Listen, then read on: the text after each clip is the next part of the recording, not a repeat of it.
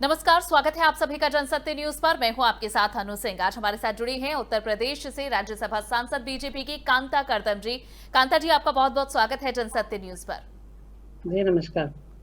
कांता जी, सबसे पहले उत्तर प्रदेश के बारे में ही बात करें तो हाल ही के दिनों में उत्तर प्रदेश में जो 1 करोड़ से ज्यादा नौकरियां देने का प्रयास आत्मनिर्भर उत्तर प्रदेश रोजगार कार्यक्रम के तहत योगी आदित्यनाथ ने किया है, इसे लेकर खूब चर्चाएं हो रही हैं। लोगों में उत्सुकता है कि किस तरह से कब तक 1 करोड़ से ज्यादा लोगों को रोजगार दिया जाएगा। तो सबसे पहले इसी पर थोड़ी जानकारी हमें दीजिए। आखिर इस योजना के बारे में कैसे और किस उद्देश्य से सोचा गया, क्योंकि इतने बड़े स्तर पर 1 करोड़ से ज्यादा लोगों को नौकरियां देना देश के अंदर, उत्तर प्रदेश के भीतर ही, ये एक बड़ा कदम है। जी, जी। आप देख ही रहे होंगे कि आज सारे विश्व में आज जो है वैश्विक महामारी से सब पूरा विश्व जूझ रहा है और अपने देश में भी इस तरह महामारी से लोग मतलब पीड़ित हैं। उत्तर प्रदेश एक बड़ी आबादी का क्षेत्र है और बड़ी आबादी का क्षेत्र होने के नाते बहुत सारे काम ऐसे हैं जो कि यहाँ ज़रूरी करने हैं, जो कि सरकारों ने कभी ध्यान नहीं दिया है। तो योगी जी जब से आए हैं, आप लोग देख ही रहे होंगे कि हर दिन नया कुछ न कुछ हो रहा है और यहाँ जो प्रदेश को मजबूती देने का काम किया योगी जी ने, किसी से छिपा नहीं है। और रही नौकरी देने वाली बात है, आत्मनिर्भर बनाने की जो बात कही है, जो वो कहते हैं, वो करते हैं। तो उन्होंने जो कहा है अब तक वो करा भी है, नौकरी देना है और उन्होंने कहा है कि नौकरी देंगे और जो है आत्मनिर्भर बनाएँगे और मजबूत करेंगे, जो आज का युवा है, जो पीड़ित है। तो उसके लिए भी क्या है कि आपने देखा होगा कि पिछले दिनों भी कहा कि यूपी में बहुत सारी कंपनियाँ भी आने वाली हैं। जब कंपनियाँ यहाँ लगाई जाएँगी, जब उद्योग यहाँ लगाए जाएँगे, तो वहाँ यहाँ का अवसर मिलेगा और वहाँ पर जो है उत्तर प्रदेश से ही बहुत सारे लोगों को रोज़गार मिलेगा, जिससे कि बहुत वंचित थे। और दूसरी बात ये है कि जो भी हमारे सरकारें हैं, हमारी सरकार जो है भारतीय जनता पार्टी की यहाँ पर यूपी में, तो आप देख रहे हैं कि यहाँ पर जो है रोज़गारों के हमेशा मतलब आगे आने के लिए उन्होंने कुछ न कुछ ऐसा किया है और रोज़गार देने की उन्होंने बात कही है, नौकरी देने की बात कही है, वो सत्य है और करोड़ों लोगों को नौकरी भी दी जाएगी और इससे अधिक भी दी जा सकती है।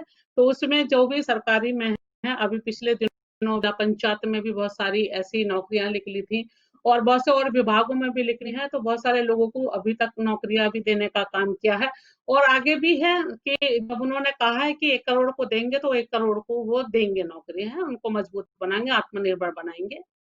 ये हमारे यहाँ जो मुख्यमंत्री जी हैं, उनकी खूबी है कि जो करते हैं, जो कहते हैं, वो करते हैं। चलिए ठीक है, अब मैं विपक्ष पर आना चाहूंगी। इस पूरी योजना पर विपक्ष का क्या कहना है? एक तरफ समाजवादी पार्टी है जो कह रही है कि योगी सरकार ये बताए कि जो इतने इन्वेस्टमेंट मीट उन्होंने किए थे उनसे कितनी नौकरियां मिली हैं, उनकी क्या जानकारी है। और कांग्रेस ये कह रही है कि आखिरकार आपको ज्यादा नौकरियां देने के लिए मनरेगा पर ही आधारित, मनरेगा पर ही भरोसा करना पड़ रहा है। तो योगी आदित्यनाथ की सरकार ने कैसे जनरेट किए हैं ये रोजगार, कैसे उपलब्ध कराए हैं? ये तो सब पुरानी सरकारों का ही। आपने कहा कि पिछली सरकारों ने कुछ नहीं किया, बेरोजगारी बढ़ी, तो ये तो जो पिछली सरकारें रही हैं, चाहे केंद्र में रही हो, उन्हीं की योजना है। जी, लेकिन बहुत सारे इम्प्रूवमेंट हुए हैं हमारे भी। तो उसमें क्या है कि उसमें जो है पैसे बढ़ाने का भी काम किया है, कि जो पहले मिलते हैं उससे भी अधिक अब जो है उनकी जो मज़दूरी मिलती है। और दूसरी बात है, पहले कागज़ों पे काम होता है, अब ज़मीन पे काम होता है। तो मनरेगा को भी ऐसा नहीं है कि वहाँ पर भी मजबूत काम मतलब मज़दूरों को मजबूत करने का काम किया। देखिए ऐसी आपदा में भी ये रास्ते भी खोले गए कि मनरेगा के तहत जो है उनको काम करने दिया जाए जिससे कि उनकी रोटी-रोज़ी चल सके। तो जो पहले मिलता था उससे भी अधिक मिलता है, तो आज जो है काम जो है मनरेगा है, पहले के मुकाबले बहुत अधिक और बहुत अच्छे से काम हो रहा है। तो जो सरकारें जो पहली सरकारें जो कहती हैं कि हमने दे रखी है, हमने मनरेगा जो चला रखा है, तो वो सभी जानते हैं कि किस तरह का चला रखा, कैसे कि यहाँ पर मज़दूरों के लिए बहुत दिक्कत थी, बहुत परेशानियों का सामना करना पड़ रहा था। तो कोई ये सब चीज़ें कागज़ों पर है, ये लेकिन वो योगी सरकार आने के बाद में है, बहुत अच्छा जो है मज़दूरों के लिए भी मतलब अच्छे से वो ध्यान रखा जा रहा है और बहुत मनरेगा के तहत बहुत सारे काम हो रहे हैं और पहले तो ये बात है कि अगर कहीं काम होगा, कहीं कोई विकास होगा तभी मनरेगा पर भी काम होगा। आज आप देखिए कि यहाँ उत्तर प्रदेश में कितना विकास हो रहा। आप पूर्व की सरकारों को देखिए, चाहे बसपा की रही हो, चाहे सपा की रही हो, चाहे ये जो भी कुछ कहते हैं कि हमने काम दिया, आपने कितना विकास करा है यूपी में और आज योगी सरकार आने के बाद में कितना विकास हो रहा है। तो मनरेगा को तो अवसर वैसे ही मिल रहा है क्योंकि जितना विकास होगा, जितने काम अधिक होंगे, उतना ही उनको रोजगार मिलेगा। ठीक। इसके अलावा कांता जी, एक तरफ तो यहाँ उत्तर प्रदेश में लोगों को ये सहूलियत दी जा रही है रोजगार की, जिससे कि वो अपना जो आर्थिक क्षेत्र है उसे मजबूत कर सके, अपनी आर्थिक पृष्ठभूमि को मजबूत कर सके। लेकिन दूसरी तरफ जो बढ़ते पेट्रोल और डीजल के दाम हैं, उससे लोग काफी ज्यादा परेशान हैं। और जब समाजवादी पार्टी के कार्यकर्ता सड़क पर पहुंचते हैं, इस बात का विरोध प्रदर्शन करते हैं, तो उन पर लाठीचार्ज किया जाता है। तो ये सवाल भी उठाया जा रहा है कि एक तरफ तो आप एक हाथ से देने का काम कर रहे हैं, दूसरी तरफ से छीनने का काम कर रहे हैं, और जब विपक्ष अपनी भूमिका निभाता है तो उन पर लाठीचार्ज किया जाता है और अलोकतांत्रिक कार्य किए जाते हैं। देखिए ऐसा है ना, जहाँ इन्हें बोलना चाहिए वहां तो ये बोलते नहीं है। आज जो है सरहद पर कितने बुरे हाल हैं, आप ये समझते नहीं हैं। आप जो हमारे जो सैनिक हैं, हमारे जो फौजी हैं, बहुत सारे फौजियों ने हैं कि चीन से जो है वहां पर लड़ते समय जो अपने देश की रक्षा करते समय है अपनी जान गंवा दी। ऐसे सैकड़ों अपने फौजियों ने जान गंवा दी है। तो ऐसे ही है बॉर्डर पर। तो इन चीजों के लिए तो वो बोलते नहीं है। या इतनी आपदा आई है कोरोना के तहत, जो इतनी आपदा आई है यहाँ पे वैश्विक महामारी से जूझ रहे हैं, उसके लिए तो ये आगे आए नहीं है। इतने लोग जो हैं आज जो है मजदूर हैं, हमारे जो हैं गरीब लोग हैं, उनके लिए कुछ राहत पहुंचाते, उनके लिए राशन देते, उनके लिए कुछ दवाइयाँ देते, उनके लिए कुछ कपड़े देते, कुछ सुविधा करते, तब सड़कों पर आते, तब उतरते। लिए एक टाइम का भोजन भी दिया है क्या उन्होंने? हम्म। कभी उन्होंने जहमत उठाई है कि इतने सारे यहाँ जो मजदूर हैं, जो आज हमारे जो है, जो इस वैश्विक महामारी से जो है घर में बैठे, लॉकडाउन के चलते घरों में बैठे हैं, तो ये कौन कर रहा है? ये योगी जी कर रहे हैं ना। आज कोई भूखा रहने दिया है? उनके घर में है भी भिजवाने का काम किया है, सूखा राशन भिजवाने का काम किया है, पैकेट बनवा कर राशन भिजवाने का काम किया है। तो ये लोग ये कर रहे हैं। उज्ज्वला योजना के तहत 3 महीने फ्री गैस सिलेंडर देने का काम किया है वहाँ पर है। राशन से भी एक जो है यूनिट पर 5 किलो चावल देने का काम किया है, दाल भी देने का काम किया है, चने भी देने का काम किया, गेहूँ भी देने का काम किया है उन्होंने। तो जैसे मजदूर हैं उनके खाते में 1000 रुपए देने का काम किया है, हमारे विकलांग हैं उन्हें भी 500 रुपए देने का काम किया है। तो ऐसे हमारे जो गर्भवती महिला हैं उनको भी देने का काम किया है पैसे। ऐसे हमारी बहुत सारी मतलब आपदा के तहत जो है जो काम करने चाहिए थे उस पर तो इन्होंने थोड़ा सा भी इन्होंने उनके लिए कोई मदद करनी आए नहीं है। लेकिन अब जो है ये झूठा दिखावा है, इनको कोई लगाव नहीं है जनता से। जनता चाहे कितनी भी परेशान हो, कुछ हो, इनका कोई लेना देना नहीं है। सब इन्हें अपनी राजनीति सेकने का इनको कोई मौका चाहिए, बस तलाश में रहते हैं ये, और कुछ नहीं है। जी, विपक्ष तो ये भी कह रहा है कि विपक्ष कुछ भी करे, कोई भी पार्टी अगर सरकार के खिलाफ, चाहे केंद्र हो या राज्य सरकार हो, इनके खिलाफ अगर कोई सवाल पूछती है, जैसे आपने जिक्र किया कि सरहद पर जो सैनिक हमारे शहीद हुए, ये जो तनाव बना हुआ है, राहुल गांधी जब उस पर सवाल पूछते हैं तो कहा जाता है कि राहुल गांधी इस वक्त भी राजनीति कर रहे हैं। करते हैं उनका सवाल पूछने का ही आप जानते हैं कि क्या तरीका रहता है। तो जिस चीज की चिंता करनी चाहिए, अपने देश की यहाँ हित की चिंता करनी चाहिए, अपने जो देश की जनता की चिंता करनी चाहिए। हमारे जो देश में जो है लोग हावी रहते हैं, चाहे चीन हो चाहे पाकिस्तान हो, तो ये बहुत खुश रहते हैं। जैसे कि हमारे सैनिक मारे गए हैं या कुछ है, कोई भी इनको किसी तरह से भी कभी इन्होंने चिंता जताई है ना, इनको कोई चिंता रहती है। और राहुल की बात रही, राहुल की तो बातें ही कुछ समझ में नहीं आती हैं। तो राहुल तो ऐसे समय पर बोलते हैं जब कोई बोलने की बातें भी नहीं होती है, कोई चीज नहीं होती है, तो केवल राजनीति से अपना करने का काम करते हैं। और बाकी उन्हें कोई इस देश से लगाव नहीं है, उस देश की जनता से लगाव नहीं है, यहाँ की जनता से लगाव नहीं है, यहाँ किसी से मजदूरों से लगाव नहीं है, यहाँ किसी से इनको लगाव नहीं है।